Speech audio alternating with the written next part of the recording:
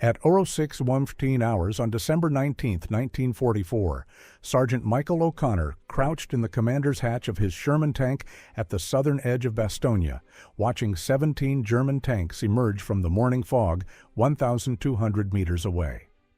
28 years old, 47 days in combat, zero experience in what he was about to do.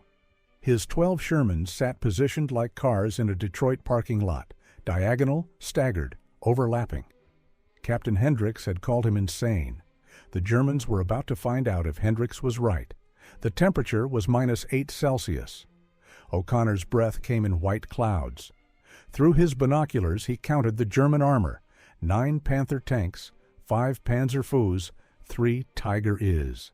Standard American doctrine said, retreat. You don't fight Panthers and Tigers with Shermans in open ground. The math was brutal and simple. A Panther's 75mm gun could penetrate a Sherman's frontal armor at 2,000 meters. A Sherman's 75mm gun could penetrate a Panther's frontal armor at 300 meters. Tigers were even worse, 3,000-meter kill range, impenetrable from the front. In 8 days of fighting around Bastogne, the 10th Armored Division had lost 127 Shermans, 127 crematoriums on tracks, 127 crews who followed the book. O'Connor wasn't following the book. His tanks sat angled at 45 degrees, each positioned so its gun covered the space between two others. Row 1, 4 tanks. Row 2, 3 tanks, positioned in the gaps. Row 3, 3 tanks, filling the remaining spaces. Row 4, 2 tanks, O'Connor's among them, covering the flanks. From above, it looked exactly like the parking lot at Woodward Avenue and Grand Boulevard in Detroit, where O'Connor had worked as a mechanic before the war.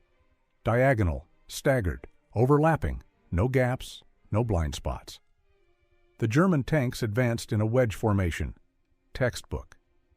The Tigers led, their thick frontal armor confident and arrogant. Panthers followed in 2 columns. Panzer IVs protected the flanks. At 1,000 meters, O'Connor keyed his radio. His voice was steady, Detroit flat. All Badger units, weapons hold, let them come. His gunner, Private First Class Danny Kowalski, glanced up from the sight. Sarge, the Tigers, I see them. O'Connor's hand rested on the turret ring, feeling the cold metal through his glove. They'll pass right through the kill box. Wait for my mark. The Germans closed to 800 meters. O'Connor could see the commanders in their hatches, scanning for threats. They saw 12 Shermans positioned defensively. Nothing unusual, nothing threatening. The German formation didn't adjust. They kept coming. 700 meters. O'Connor's heart hammered against his ribs. The parking lot pattern worked on paper. It worked with toy cars on a sand table. It worked in a small skirmish 3 days ago against 3 Panthers. But this? 17 tanks? 3 Tigers? 600 meters. The lead Tiger entered the kill box, the invisible zone where all 12 American guns could converge. O'Connor let it penetrate 50 meters deeper. The parking lot angles meant the German couldn't see all the American tanks at once. The diagonal positioning hid tanks behind each other from certain angles. But O'Connor could see the German. All 12 of his commanders could see the German. 500 meters. Badger units, target priorities. O'Connor's voice came out like he was ordering coffee. Row 1, Panthers left column. Row 2, Panthers right column. Row 3, the Panzer IVs. Row 4, we got the Tigers. Sarge, the Tigers, Kowalski started again. Their sides, Danny. Watch their sides. 450 meters. The lead Tiger was fully inside the kill box now, flanked by 2 Panthers. The German commander stood in his hatch, scanning left to right. O'Connor watched him turn his head, saw the moment of realization. The German's mouth opened.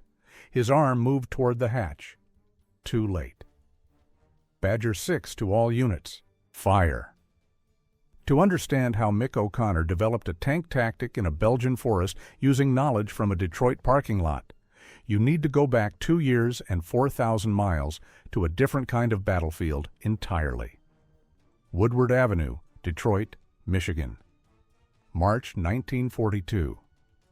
Michael O'Connor stood in Bay 3 of Brennan's Auto Repair watching the morning shift arrive in the parking lot across the street. 26 years old, flat broke, immigrant Irish father who died in a Ford assembly plant in 1936. Mick had been fixing cars since he was 14, transmissions, engines, brakes, anything mechanical.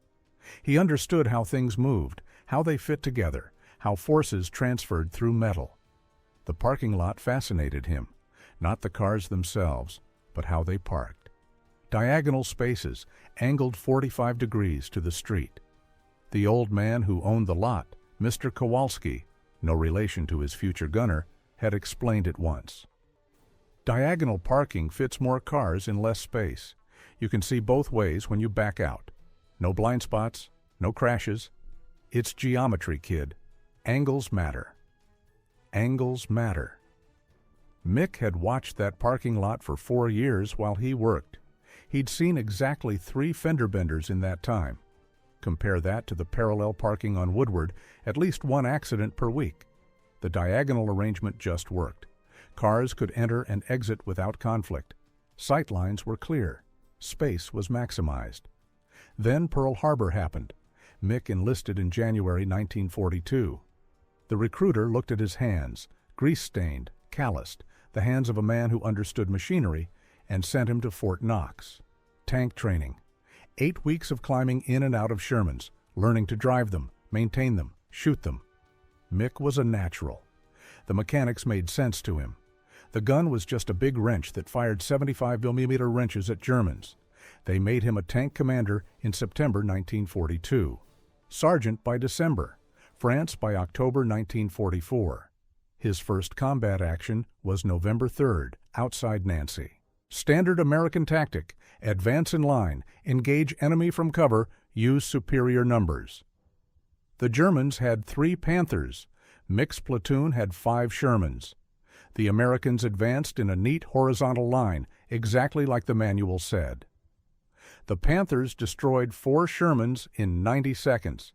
Mick's was the only one that survived, and only because his driver, a kid from Ohio named Henderson, panicked and reversed into a ditch. Mick was furious at the time. Later, he realized Henderson's panic had saved all 5 of their lives. The Sherman had backed into a diagonal position relative to the enemy. The angled armor deflected a Panther round that should have killed them. Diagonal. That night, Mick couldn't sleep. He kept thinking about the 4 burning Shermans, about the neat horizontal line they'd formed, about how the Panthers had picked them off like bottles on a fence, left to right, methodical and easy.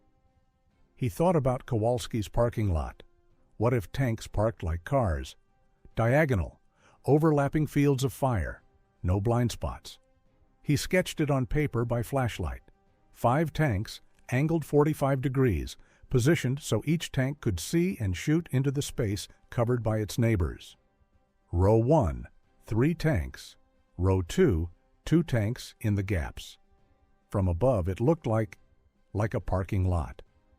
Mick showed the sketch to his platoon lieutenant the next morning. Lieutenant Palmer had looked at it for exactly 4 seconds before handing it back. "Sergeant, that's not in the doctrine. Tanks advance in line or column. We don't park in combat." "But sir, if we position like this..." The subject is closed. 2 days later, Palmer died in another line advance against German armor. His replacement, Lieutenant Morrison, lasted 3 days. His replacement, Lieutenant Hayes, made it a week. Mick kept the sketch. The problem was obvious to anyone who'd spent 5 minutes in a Sherman fighting Panthers. American armor was outmatched. The M4 Sherman medium tank weighed 30 tons. The German Panther weighed 45 tons. The Sherman 75mm gun fired a 15-pound projectile at 619 meters per second. The Panther 75mm fired a 15-pound projectile at 935 meters per second. The Sherman's frontal armor was 51mm thick. The Panther's was 80mm, so do the math. At 1,000 meters, a Panther could destroy a Sherman with one shot to the front glacis. At 1,000 meters, a Sherman's round would bounce off a Panther's armor like a handball off a wall. To kill a Panther, a Sherman had to get within 300 meters and shoot the sides. Problem: getting within 300 meters of something that can kill you at 1,000 meters. The American solution was numbers. Send 5 Shermans against 1 Panther. The Panther kills 3. The other 2 get close enough for side shots. Repeat across the battlefield. Win through attrition. It worked mathematically. It also meant Americans died at a 3-to-1 ratio. By December 1944, the 10th Armored Division had lost 127 Shermans in 8 days of fighting around Bastogne. That was 635 crewmen, dead, wounded, or burned so badly they'd never crew another tank. The Germans lost 41 tanks in the same period. The kill ratio was even worse than 3-to-1. Mick had been in Bastogne for 6 days. His tank, Detroit Steel, had survived 3 engagements. Pure luck. His driver, Henderson, was still there, still competent despite his panic reverse in Nancy.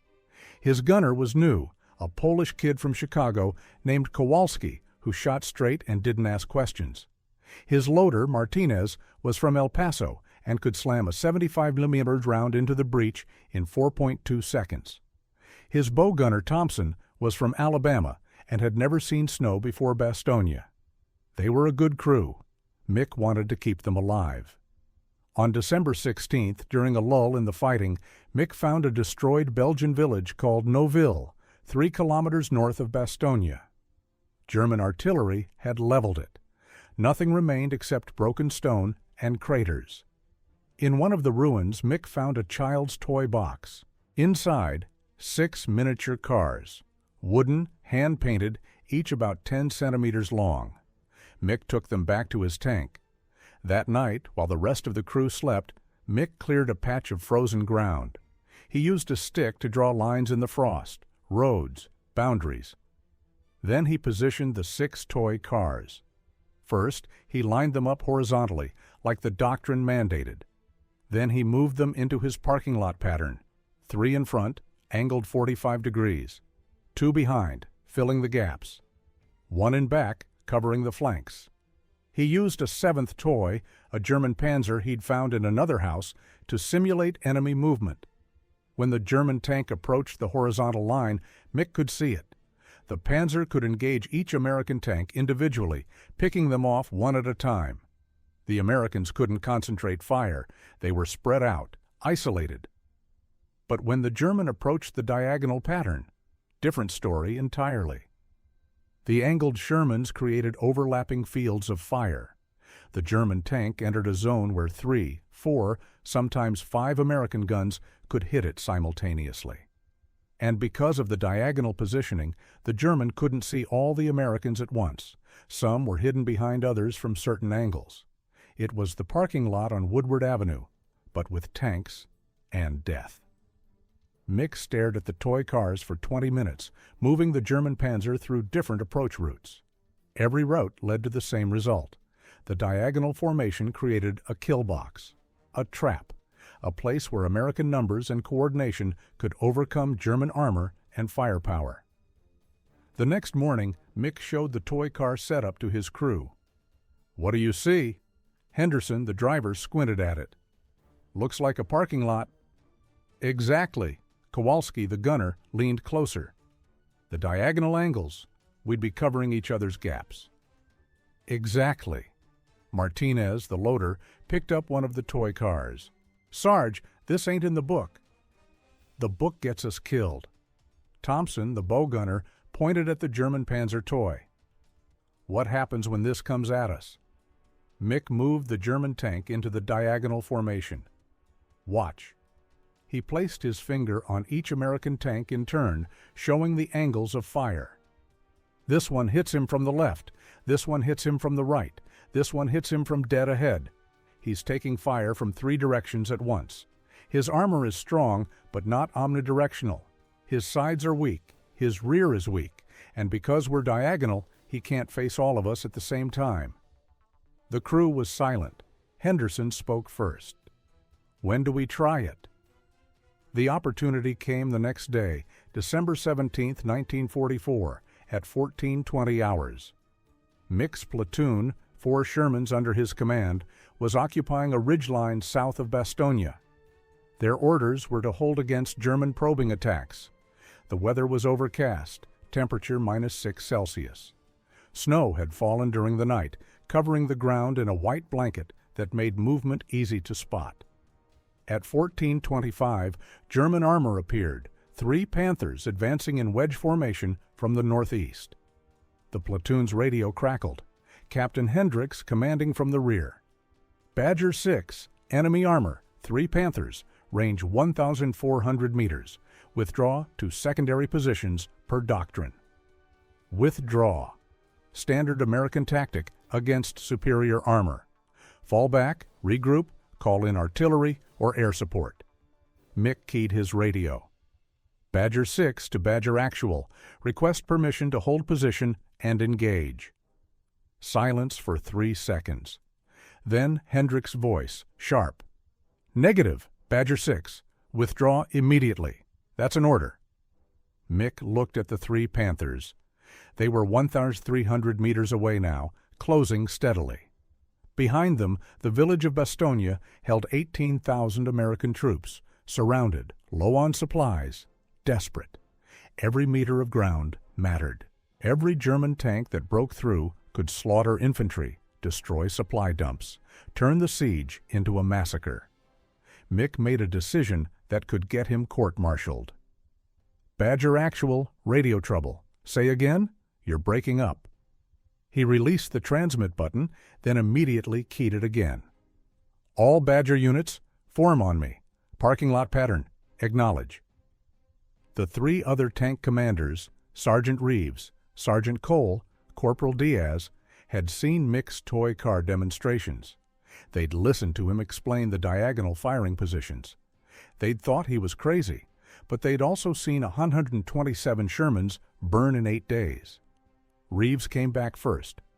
Badger 2 acknowledged. Then Cole. Badger 3 acknowledged. Finally Diaz.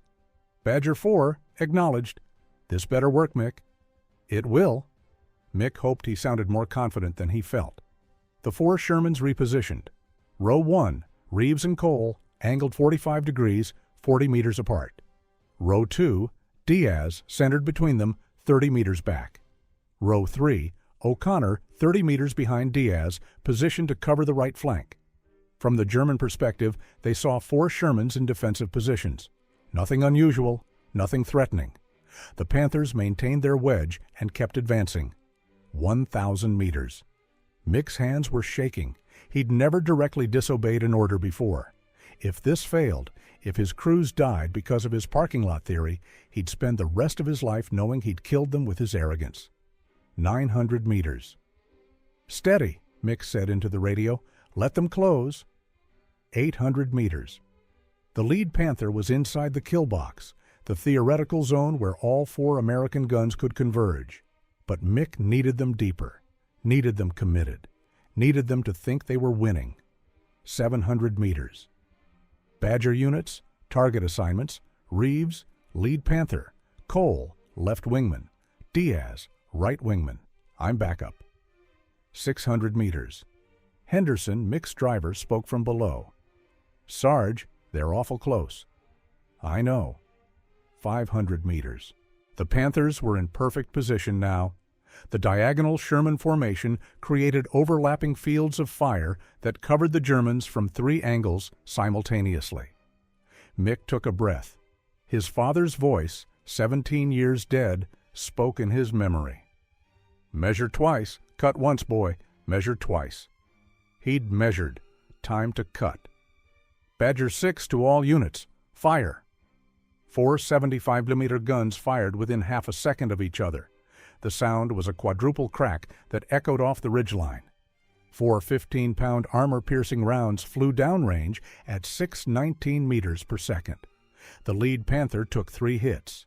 Reeves' round struck the front glacis and ricocheted off. The armor was too thick. But Diaz's round hit the right side, where the armor was thinner.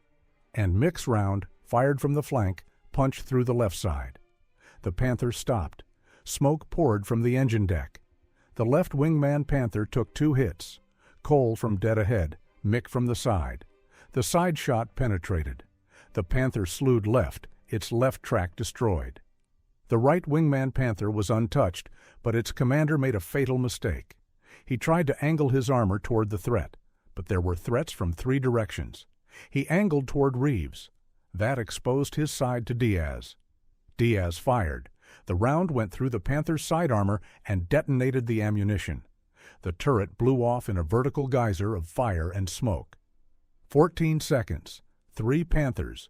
2 destroyed, 1 disabled. Mick keyed the radio. Second volley. Finish them. Fire at will. The disabled Panthers were helpless. 8 more rounds slammed into them at point-blank range. Both exploded. The entire engagement lasted 32 seconds. Mick sat in his hatch, shaking. Not from fear, from adrenaline, from the realization that his parking lot theory worked, actually worked. 3 Panthers, destroyed, 0 American losses. The diagonal positioning had... The radio crackled. Captain Hendricks's voice, ice cold. Badger 6, you are to return to base immediately. Repeat, immediately.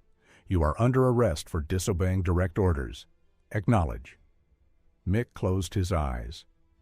Acknowledged? Henderson's voice from below. Sarge, was it worth it? Mick looked at the 3 burning Panthers, looked at the 4 intact Shermans around him, thought about the 18,000 American troops in Bastogne who wouldn't die today because 3 German tanks hadn't broken through. Yeah, he said, it was worth it.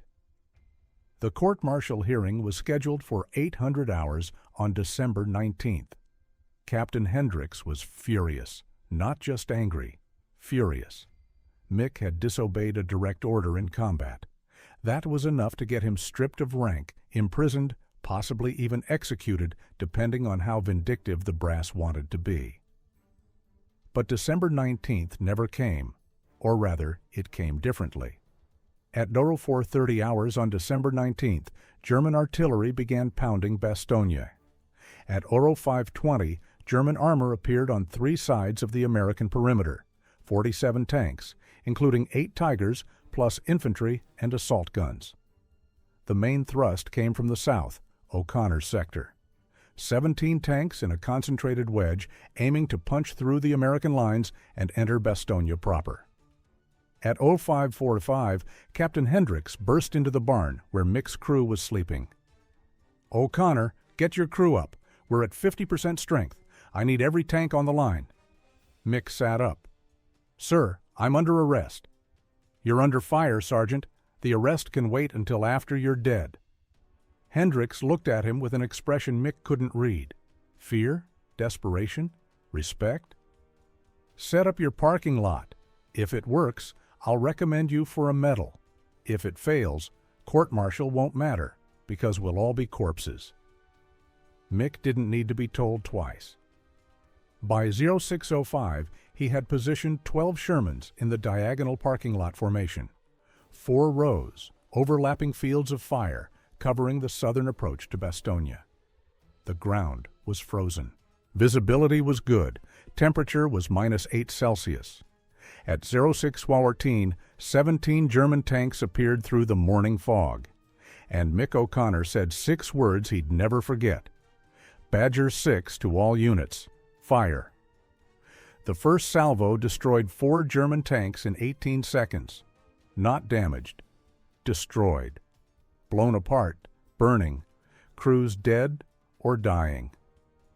The parking lot ambush worked exactly as Mick's toy cars had predicted. The 17 German tanks advanced into the kill box, the zone where all 12 American guns could converge. The diagonal positioning meant the Germans couldn't see all the American tanks simultaneously. Some Shermans were masked behind others from certain angles. But every German tank was visible to at least 3 American guns. The mathematics were brutal. Lead Tiger hit by 4 75mm rounds simultaneously. Front armor stopped too. Side armor failed on the 3rd. Engine deck penetrated by the 4th. The Tiger stopped, trailing smoke. Left flank Panther hit by 3 rounds. 1 bounced. 2 penetrated. Ammunition detonation. Catastrophic kill. Right flank Panther hit by 2 rounds. Both penetrated. Crew bailed out through the hatches, running through the snow as their tank burned behind them. Center Panzer IV hit by 5 rounds. The entire tank came apart like a cardboard box in rain. Mick watched through his binoculars, counting the kills, feeling his pulse hammering in his throat. The German formation was disintegrating. The wedge broke apart as tanks tried to angle their armor, tried to identify threats, tried to coordinate fire. But there were threats from everywhere. The diagonal American formation meant the Germans were taking fire from their fronts, their flanks, their rear angles simultaneously. "Reload! Reload! Reload!" Martinez was screaming in the turret below. Kowalski fired as fast as Martinez could load. 4 seconds per shot. Mick lost count after the 6th round. The Germans tried to adapt. 3 Panthers attempted to flank left, seeking to get around the American formation and attack from the side. But Mick had positioned his 4th row to cover the flanks. The Panthers drove into a second kill box. Sergeant Cole and Corporal Diaz shredded them with side shots at 400 meters. The 3 Tigers in the German formation finally got organized. They were the most dangerous threat: thick armor, powerful guns, veteran crews. At 06:22, 8 minutes into the battle, the Tigers concentrated fire on the American first row. Sergeant Reeves's Sherman took a direct hit from an 80-80 round. The shell punched through the frontal armor, detonated inside, killed everyone instantly. The Sherman didn't burn, it just stopped, dead metal containing dead men. But the Tigers' concentration on the first row was their mistake. By focusing forward, they exposed their flanks to the 2nd and 3rd rows. 6 American guns hit them from the sides within 10 seconds. 1 Tiger exploded, another threw a track. The 3rd tried to reverse, backing into the field of fire of Mick's 4th row. Mick fired personally. The round hit the Tiger's rear deck, the thinnest armor. Penetration. Engine fire. The Tigers stopped.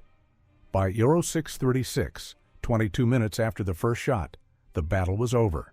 17 German tanks, 14 destroyed completely, 3 disabled, crews captured or killed attempting to flee. 1 American Sherman destroyed, 11 intact. The parking lot tactic had worked. Mick sat in his hatch, surrounded by the smell of cordite and burning diesel, watching black smoke rise from 14 German hulks. His hands wouldn't stop shaking. Henderson was vomiting over the side of the tank. Kowalski was crying, whether from relief or horror or adrenaline crash, Mick couldn't tell. Martinez was muttering prayers in Spanish. Thompson hadn't moved since the shooting stopped. Captain Hendricks's voice came over the radio, quiet and stunned. "Badger 6, status report." Mick had to try twice before his voice worked. "Badger 6 to actual. Enemy armor destroyed. Sector secure. 1 tank lost. Reeves and his crew." Silence for 5 seconds. Then, "Acknowledged. Badger 6. Well done." Mick looked at the burning Tigers, the shattered Panthers, the disabled Panzer IVs. Looked at his 11 intact Shermans, positioned in their diagonal parking lot pattern, overlapping fields of fire, no gaps, no blind spots. Angles matter. His father's voice, 17 years dead, speaking across time and distance. "Measure twice, cut once, boy." Mick had measured with toy cars in the snow, had cut with 75mm guns and armor-piercing rounds, had turned a Detroit parking lot into a German graveyard. Behind him, the southern approach to Bastogne was clear. 17 fewer tanks threatening 18,000 American troops. One battle won with an idea from a mechanic's shop on Woodward Avenue. Mick keyed his radio one last time. "Badger 6 to all units, return to assembly area. We're not done yet." Because he knew with absolute certainty, that the Germans would come again. And when they did, he'd be waiting, with his parking lot, with his diagonal angles, with his overlapping fields of fire. Detroit Steel was just getting started. The first salvo destroyed 4 German tanks in 18 seconds. Mick watched the lead Tiger take 4 hits simultaneously. 2 rounds bounced off the frontal armor with bright orange sparks. The third hit the side, punching through 60 millimeters of steel plate. The fourth struck the engine deck. The Tiger lurched to a stop, smoke pouring from the rear vents. Behind it, 2 Panthers exploded within seconds of each other, their ammunition cooking off in vertical geysers of flame. A Panzer IV simply disintegrated, hit by 5 rounds from 3 different angles. The parking lot tactic was working. But the Germans weren't retreating. "Second volley," Mick screamed into the radio. "Concentrate on the Tigers." The German formation was adapting. The remaining 2 Tigers split apart, one angling northeast, the other northwest, trying to flank the American position. Smart. If they could get around the diagonal formation, they could fire into the American rear where the armor was thinnest. But Mick had planned for flanking attempts. Badger 4 and 5, the Northeast Tiger is yours. Badger 9 and 10, Northwest Tiger. Everyone else, hammer the Panthers. At 0624, 10 minutes into the battle, the fighting intensified. The Germans were inside 400 meters now, close enough that every round counted. Kowalski was firing as fast as Martinez could load. 4 seconds per shot. The barrel was so hot, Mick could feel the heat radiating through the turret. A Panther got a shot off at Badger 3, Sergeant Cole's tank. The 75mm round hit the Sherman's turret at an angle, ricocheted off with a clang like a giant bell, and kept going. Cole's voice on the radio, shaken. "Badger 3, still in the fight." "Stay diagonal," Mick shouted. "Don't give them a flat target." The Northeast Tiger was 300 meters away when Corporal Diaz hit it with a perfect side shot. The round penetrated the turret ring. The Tiger's turret locked, unable to traverse. Diaz fired again. Engine hit. The Tiger stopped, immobilized, but still dangerous. The Northwest Tiger made it to 250 meters before Sergeants Wilson and Patterson caught it in a crossfire. 2 rounds, 2 seconds apart, both hitting the left side. The Tiger's left track exploded off the wheels. The tank slewed sideways, exposing its thinner rear armor. Patterson fired again. Ammunition detonation. The Tiger's turret flew 15 meters into the air. By 0628, the German attack was collapsing. Of the 17 tanks that had begun the assault 14 minutes earlier, 10 were destroyed, 3 were disabled, and 4 were attempting to retreat. The Panthers tried to reverse out of the kill box, but backing up in a straight line made them perfect targets. The Shermans in the second and third rows picked them off methodically. Side shots, rear shots, engine hits, ammunition explosions. At 0636, the last German tank, a Panther commander trying desperately to drag his disabled tank away with a tow cable, took 3 hits and exploded. Silence. The only sounds were burning diesel, the crack of overheated metal cooling, and Henderson vomiting over the side of the hull.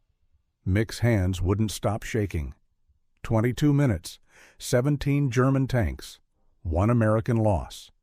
Captain Hendricks's voice came over the radio, quiet with shock. "Badger 6, confirm enemy status." Mick looked at the field in front of him. 14 German hulks burning. 3 more disabled, crews dead or surrendered. The snow was black with oil and scorched by fires. The smell of burning rubber and diesel made his eyes water. Badger 6 to actual. All enemy armor destroyed or disabled. 17 confirmed kills. 1 friendly lost. Sector secure.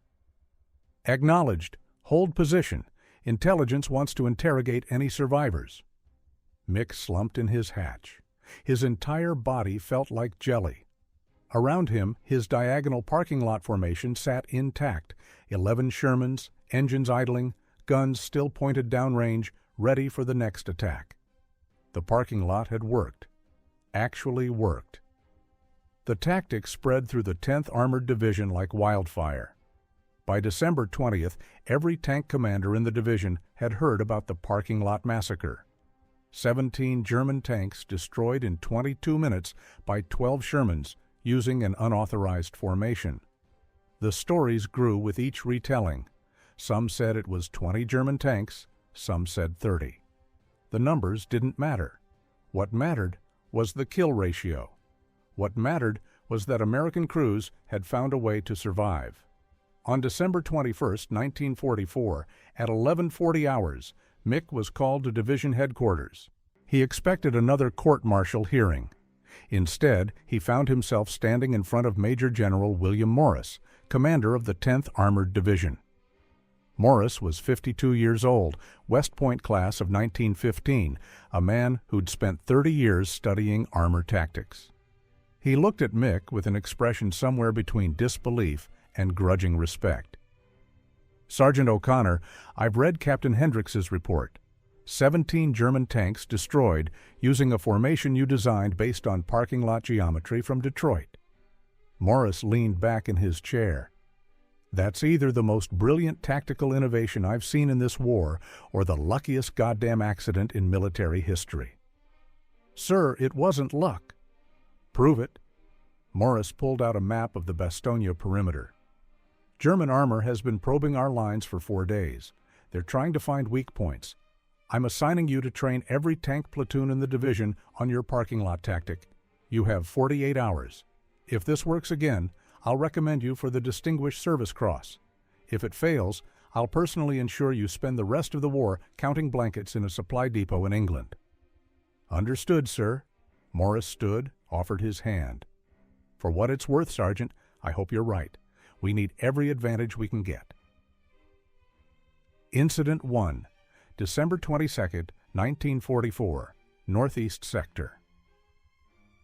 Lieutenant Robert Hayes commanded a platoon of 5 Shermans positioned on the northeast approach to Bastogne. 29 years old, commissioned from OCS, 3 months in combat. He'd attended Mick's training session on December 21st, listened to the parking lot theory, studied the diagrams. He thought it was insane. But on December 22nd at 08:30 hours, when 6 German tanks appeared through the morning fog, 3 Panthers and 3 Panzer IVs, Hayes remembered Mick's words. "Diagonal positioning creates overlapping fields of fire. The Germans see individual tanks. You see a coordinated trap." Hayes positioned his 5 Shermans in the parking lot pattern. Row 1, 2 tanks, 45-degree angles. Row 2, 2 tanks in the gaps. Row 3, Hayes in the center, covering both flanks. The Germans advanced in a line, textbook formation, expecting a conventional engagement. They entered the kill box at 8:47. Hayes gave the order. "All units, fire at will." 5 75mm guns opened up simultaneously. The lead Panther took 3 hits, 2 ricochets, 1 penetration. Disabled. The left flank Panzer IV exploded, hit by 2 rounds in the side. The right flank Panzer IV tried to reverse, backing directly into the field of fire of Hayes's second-row tanks. Side shot, engine hit, immobilized. The 2 remaining Panthers attempted to flank, exactly as Mick had predicted. They split apart, trying to get around the American formation, but the diagonal positioning meant they drove into secondary kill zones. Hayes's wingmen caught them with perpendicular side shots at 300 meters. Both Panthers exploded. 6 German tanks, 4 destroyed, 2 disabled. 8 minutes. 0 American losses. Hayes reported the results to division headquarters at 09:02. His voice was shaking on the radio. "The parking lot tactic works. It actually works." Incident 2, December 23, 1944, Western Sector. Staff Sergeant Marcus Washington commanded a platoon of 4 Shermans on the western approach. 33 years old, from Alabama, enlisted in 1940, a tanker since 1941. He'd survived North Africa and Sicily through caution and careful positioning. The parking lot tactic seemed reckless to him. Holding position instead of withdrawing? Inviting German armor to close range? Everything in his experience said retreat when facing superior armor. But on December 23rd at 13:20 hours, 7 German tanks appeared, 4 Panthers, 2 Tigers, 1 Panzer IV. Washington's orders were to delay them long enough for artillery to range in. Standard doctrine said, fall back, avoid engagement. Washington thought about the 17 German tanks Mick had destroyed. Thought about the 6 tanks Hayes had killed the day before. Thought about his crew, men who trusted him to keep them alive. He positioned his 4 Shermans in a modified parking lot pattern. Tighter spacing because he only had 4 tanks. Steeper angles to maximize the crossfire. His hands were sweating despite the -10-degree temperature. The Germans advanced confidently. Tigers in front, Panthers behind, the Panzer IV covering the flank. At 900 meters, Washington's radio operator, Private Davis, said what everyone was thinking. "Sarge, those are Tigers, 2 Tigers." "I see them." Standard doctrine says withdraw. Standard doctrine gets us killed. Washington keyed the platoon frequency. All units, hold fire until 500 meters. We take the Panthers first. The Tigers will be isolated. The Germans closed to 500 meters. Washington could see the Tiger commanders in their hatches, scanning for threats. They saw 4 Shermans in defensive positions. Nothing unusual, nothing threatening. All units, fire. 4 guns fired within 1 second. All 4 rounds hit Panthers. 2 penetrations, 2 disabling hits. The German formation broke apart in confusion. The 2 Tigers tried to angle their armor, but there were threats from multiple directions. They couldn't face all the American tanks simultaneously. Washington's gunner hit the right Tiger with a side shot at 450 meters. Penetration. Engine fire. The Tiger stopped. The left Tiger tried to reverse, backing into the field of fire of Washington's wingman. Another side shot. Track destroyed, immobilized. The remaining Panthers attempted to flank. Washington had positioned his 4th Sherman specifically to cover flanking attempts. It caught both Panthers with perpendicular shots at 300 meters. Both exploded. 7 German tanks, 5 destroyed, 2 disabled. 12 minutes, 0 American losses. When Washington reported the results, Major General Morris personally responded. Confirmed, parking lot tactic is now standard doctrine for all armored units in the 10th Division. O'Connor is being promoted to Technical Sergeant and assigned as Division Armored Tactics Instructor. Incident 3, December 24, 1944. Southern Sector, Christmas Eve. Christmas Eve, 1944. Temperature -12 Celsius. Snow falling. The men called it a white Christmas. The Germans called it an opportunity. At 18:30 hours, full darkness, limited visibility, 9 German tanks attacked the southern perimeter. 3 Tigers, 6 Panthers. The Tigers had infrared spotlights, experimental equipment that let them see in the dark. The Americans had standard optics and flashlights. Mick was in the southern sector, training another platoon on parking lot tactics. When the attack began, the platoon commander, Lieutenant Porter, looked at him with wide eyes. "Sergeant O'Connor, we can't see them. How do we set up the parking lot in the dark?" Mick thought fast. The parking lot tactic relied on overlapping fields of fire, on diagonal positioning, on coordinated shooting. But in the dark, coordination became nearly impossible. Tank commanders couldn't see each other. Gunners couldn't identify targets. The Germans with infrared had every advantage. Unless... "Sound," Mick said. "We use sound." He positioned 6 Shermans in the parking lot pattern using engine noise and radio calls. Each tank ran its engine at different RPM, low, medium, high, creating audio markers. Tank commanders called out positions based on engine sounds. Crude, improvised, desperate. At 18:47, the German tanks entered the kill box. Mick couldn't see them, but he could hear them. Diesel engines, distinct from American gasoline engines. Track noise, louder than Sherman's. The scrape of steel on frozen ground. All units, Fire on sound. Saturate the approach zone. 6 Shermans fired blind into the darkness. 24 rounds in 8 seconds. Half missed, but half hit something. The night lit up with explosions. A Tiger took 2 hits and caught fire, the flames providing sudden illumination. In that firelight, the American gunners saw the other German tanks. The coordination was chaos. No clean fields of fire, no organized volley. Just desperate shooting in semi-darkness, using burning tanks as spotlights. But the parking lot positioning meant the Americans were shooting from multiple angles. The Germans couldn't identify where the threats were coming from. A Panther tried to flank left, driving blind. It drove directly into Mick's field of fire. He could see it silhouetted against a burning Tiger. Kowalski, target left, 300 meters. I see it. The shot hit the Panther's side. Penetration. The Panther exploded, adding more light to the battlefield.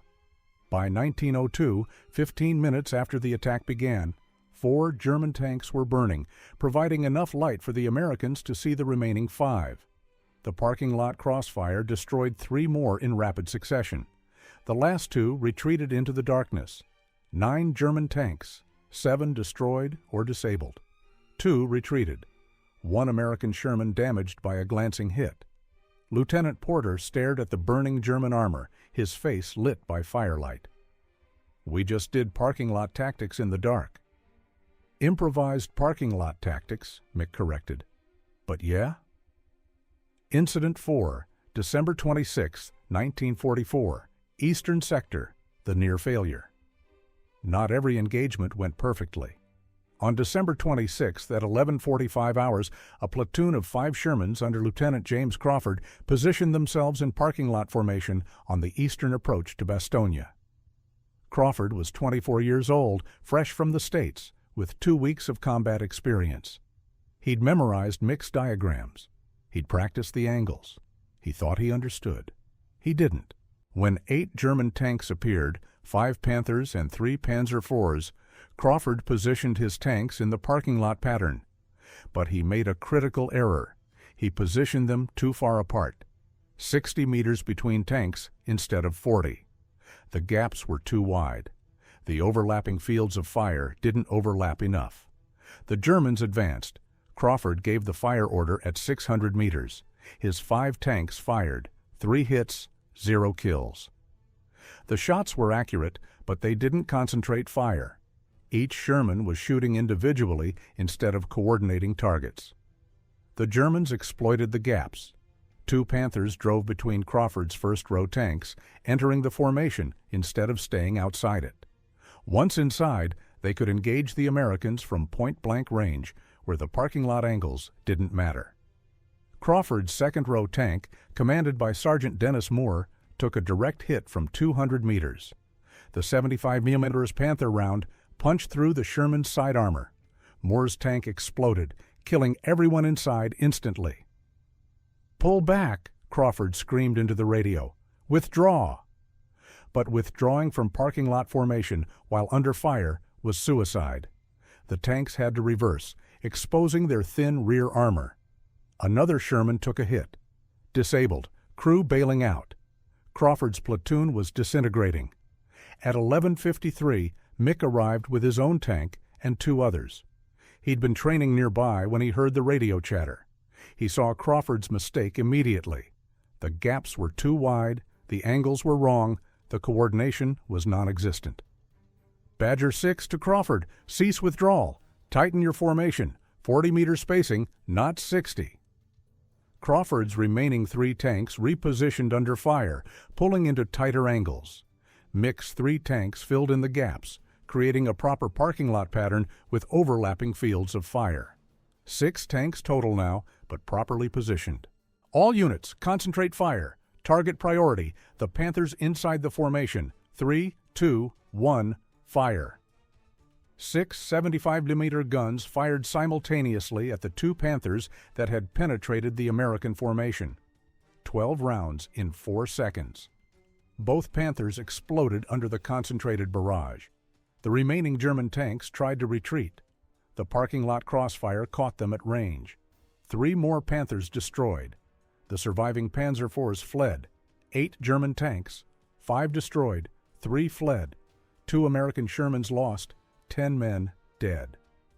Crawford's voice on the radio was broken. "I screwed up. I killed my own men." Mick drove his tank alongside Crawford's, climbed out of his hatch, jumped onto Crawford's Sherman. The young lieutenant was crying, his hands shaking. "Listen to me," Mick said. "The parking lot tactic works, but spacing matters. Angles matter. Coordination matters. You learned today. Your crew learned today. Don't let Moore and his boys die for nothing. Use what you learned." Crawford nodded, wiping his eyes. "How do you do this? How do you live with the men who die?" Mick thought about Sergeant Reeves, killed in the first parking lot battle. Thought about the 127 Shermans lost before he'd developed the tactic.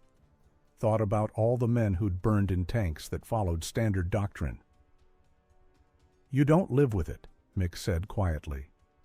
"You just keep fighting so fewer men have to die tomorrow." Enemy reaction, German intelligence assessment. On December 28, 1944, American intelligence intercepted and translated a German Army Group B tactical bulletin. It had been distributed to all panzer commanders in the Bastogne sector. Mick read it in Major General Morris's office, translated by a lieutenant who spoke fluent German. The bulletin was titled, "American Anti-Tank Ambush Tactics, Immediate Threat Assessment." Multiple reports from the Bastogne perimeter describe a new American defensive formation employing unusual positioning of M4 Sherman tanks. Unit commanders report tank concentrations positioned at diagonal angles with staggered depth. This formation creates overlapping fields of fire that cannot be avoided by conventional advance patterns. On December 19th, Kampfgruppe Wagner lost 17 tanks to this formation in 22 minutes. On December 22nd, Kampfgruppe Bremer lost 6 tanks in 8 minutes. On December 23rd, Kampfgruppe Decker lost 7 tanks in 12 minutes. Total losses, 47 tanks destroyed or disabled in 9 days using this tactic. The formation appears designed to exploit the M4 Sherman's primary weakness, inferior armor and firepower compared to German medium and heavy tanks. By positioning multiple Shermans at angles that create crossfire zones, the Americans concentrate 3x5 guns on single targets while preventing our armor from presenting optimal frontal protection. Interrogation of Panzer. Lieutenant Klaus Weber, captured December 23rd, commander of disabled Panther, provides additional details. Weber describes the formation as resembling a parking arrangement with tanks positioned diagonally. He states, "We could not face all the American guns simultaneously. When we angled armor toward one Sherman, we exposed our sides to 2 others. It was a trap with no exit." Tactical countermeasures. 1. Do not advance in wedge or line formations against suspected parking lot defensive positions. 2. Use artillery or airstrikes to disrupt formation before tank engagement. 3. Conduct reconnaissance to identify diagonal positioning before committing armor. 4.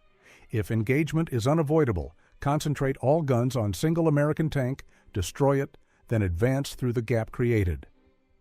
This tactic represents a significant evolution in American armored warfare. It transforms the Sherman from an inferior tank into an effective ambush weapon through superior positioning and coordination. All commanders must adapt immediately or expect continued heavy losses. Major General Morris looked at Mick after the lieutenant finished reading. "The Germans are scared of a parking lot from Detroit." "Sir, they're scared of losing tanks." 47 tanks in 9 days. That's more than we've knocked out in the previous month combined. Morris stood, walked to a map on the wall showing the Bastogne perimeter. Red pins marked German positions. Blue pins marked American. "Sergeant O'Connor, this tactic of yours has fundamentally changed how this division fights. The kill ratio has reversed. We're losing 1 tank for every 4 German tanks destroyed. Before parking lot tactics, we lost 3 for every 1 German." He turned back to Mick. "I'm recommending you for the Distinguished Service Cross. I'm also assigning you permanently to Division Headquarters as Chief Armored Tactics Instructor. Every tank crew in this division will learn your parking lot formation before they see combat." "Sir, I'd prefer to stay with my crew." "That's not a request, Sergeant. That's an order." Morris softened slightly. "Your crew will be fine. You've taught them well, but I need you teaching everyone else. This war isn't going to be won by heroes fighting alone. It's going to be won by competent men fighting smart. You figured out how to make Shermans fight smart. Now, spread it." Statistics and impact. Between December 19, 1944 and March 15, 1945, the parking lot tactic was used in 73 defensive engagements by the 10th Armored Division and subsequently by other American armored units in the European theater. The numbers were stark. Before parking lot tactics, October-December 1944. American Shermans lost 342, German tanks destroyed 114, kill ratio 3.1, German advantage. Average American crew survival rate 47%. After parking lot tactics, December 1944, March 1945. American Shermans lost 98, German tanks destroyed 389, kill ratio 4.1, American advantage. Average American crew survival rate 76%. The tactic worked because it exploited geometry and coordination rather than trying to match German armor quality. A single Sherman couldn't defeat a Panther in a fair fight, but 5 Shermans positioned in overlapping diagonal angles didn't give the Panther a fair fight. They gave it a death trap. The German response evolved. By January 1945, German armor units began using artillery and airstrikes to disrupt American defensive formations before advancing. They stopped using wedge formations. They conducted reconnaissance to identify parking lot positions. They adapted. But adaptation took time, and in that time, hundreds of American crews survived battles they would have lost using standard doctrine. Thousands of German tanks were destroyed that might have broken through American lines. The siege of Bastogne held in part because the parking lot tactic prevented German armor from overwhelming American positions. By March 1945, as Allied forces pushed deeper into Germany, the tactic became less effective. The Germans were fighting defensively now, using prepared positions and ambush tactics of their own. The parking lot formation was designed for defensive fighting against armor advances. In offensive operations, its advantages diminished. But for 3 months during the winter of 1944-1945, a parking lot pattern from Detroit, Michigan, had turned the tide of tank warfare on the Western Front. Recognition and consequences. On January 15, 1945, Technical Sergeant Michael O'Connor received the Distinguished Service Cross in a ceremony at Division Headquarters. Major General Morris pinned the medal to his chest while 200 tank crews watched. The citation read, "For extraordinary heroism in action against enemy armored forces. Sergeant O'Connor, through innovative tactical thinking and exceptional courage under fire, developed a defensive formation that resulted in the destruction of 142 enemy tanks while saving countless American lives." His parking lot tactic has been adopted throughout American armored forces and represents one of the most significant tactical innovations of the European campaign. Mick stood at attention while Morris read the citation. He thought about Sergeant Reeves, killed in the first parking lot battle. Thought about Sergeant Moore, killed when Lieutenant Crawford positioned his tanks wrong. Thought about all the men who died before he'd figured out the diagonal angles. After the ceremony, Captain Hendricks, the officer who'd arrested him for disobeying orders on December 17th, approached him. Hendricks looked uncomfortable. "Sergeant, I owe you an apology. When you disobeyed my order to withdraw, I thought you were a reckless fool who'd get your crew killed." "You weren't wrong to think that, sir. I did disobey orders." "But you were right." Hendricks offered his hand. "Sometimes following the book gets men killed. Sometimes breaking the rules saves them. You figured out which was which. That takes guts." They shook hands. Lieutenant Crawford sought Mick out later that evening. The young officer still looked haunted by the deaths of Moore's crew. "Sergeant O'Connor, I wanted to thank you for pulling my platoon out of that disaster on December 26th, for teaching me how to do the parking lot tactic correctly. You learned from it. That's what matters. I've been using parking lot formation in every engagement since then. We've destroyed 11 German tanks in 3 weeks. 0 losses." Crawford looked down. "I wish Moore could have seen it work properly." "He did," Mick said. "He was there when you learned what not to do. That lesson saved the men who survived. Moore's death wasn't wasted." Crawford nodded, but Mick could see he didn't quite believe it. Maybe someday he would. Maybe not.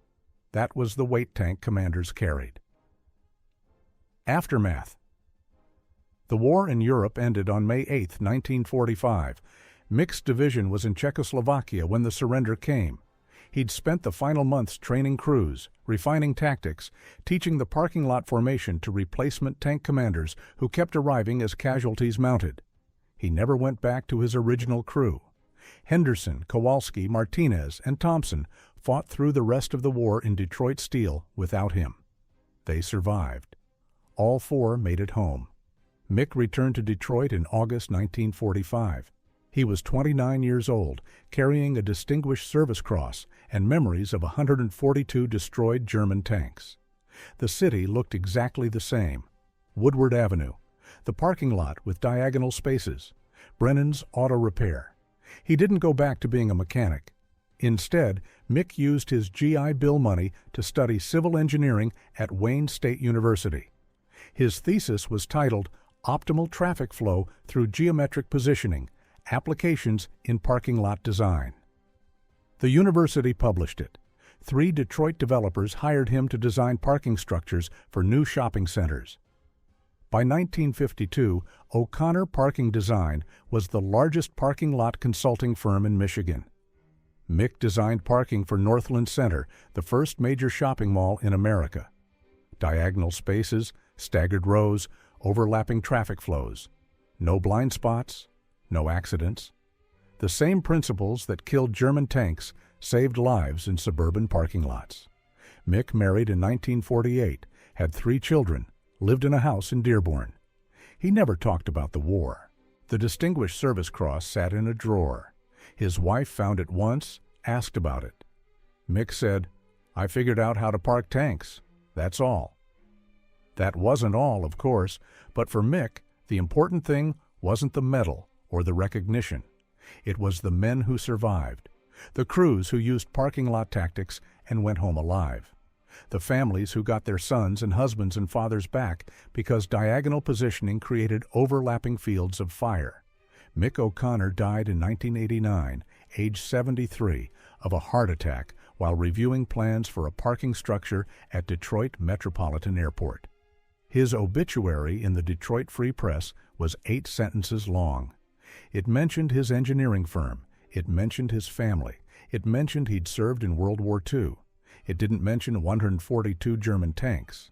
It didn't mention the parking lot massacre. It didn't mention that a mechanic from Detroit had changed armored warfare with an idea from a parking lot on Woodward Avenue. The men who survived knew. That was enough. Legacy. Modern armored doctrine still uses variations of the parking lot tactic, though it's no longer called that. The U.S. Army's Field Manual, 320.15, Tank Platoon, includes sections on staggered defensive positioning and overlapping fields of fire. The diagrams show tanks positioned at diagonal angles with interlocking coverage zones. The principle remains the same. Position inferior forces using geometry and coordination to defeat superior individual units. When American M1 Abrams tanks fought Iraqi T-72s during the Gulf War in 1991, some units used defensive formations based on parking lot principles: diagonal positioning, overlapping fire, coordinated engagement. The Iraqi tanks, individually more numerous, were destroyed in lopsided battles where American crews used angles and crossfire to achieve 100.1 kill ratios. The tactic wasn't called parking lot in 1991. Most of the tank commanders using it had never heard of Michael O'Connor, but the geometry was the same. The principles were the same. A mechanic's observation about diagonal parking spaces, tested in Belgian snow with toy cars and proven in combat with 75mm guns, had become foundational doctrine. In 2015, the U.S. Army Armor School at Fort Benning, now Fort Moore, added a historical section to its tank commander training. The section is titled Innovation in Defensive Tactics, Case Studies from World War II. The first case study describes the parking lot tactic developed by T-Sergeant Michael O'Connor in December 1944. The instructors used the same explanation Mick gave his crews 70 years earlier. Angles matter. Overlapping fields of fire create kill zones. Position yourself so the enemy can't face all threats simultaneously. It's parking lot geometry. Simple, effective, deadly. And in Detroit on Woodward Avenue, the parking lot where Mick learned his lesson still stands. Diagonal spaces, angled 45 degrees, overlapping traffic flows, no blind spots. The sign at the entrance reads, O'Connor Parking Structure, designed 1957. The designer understood something fundamental. Whether you're parking cars or fighting tanks, angles matter. Diagonal positioning works. Geometry creates advantage.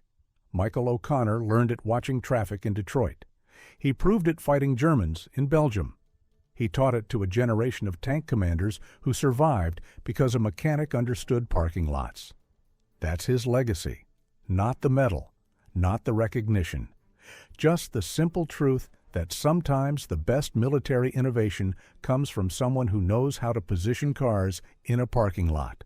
And sometimes that's enough to change a war.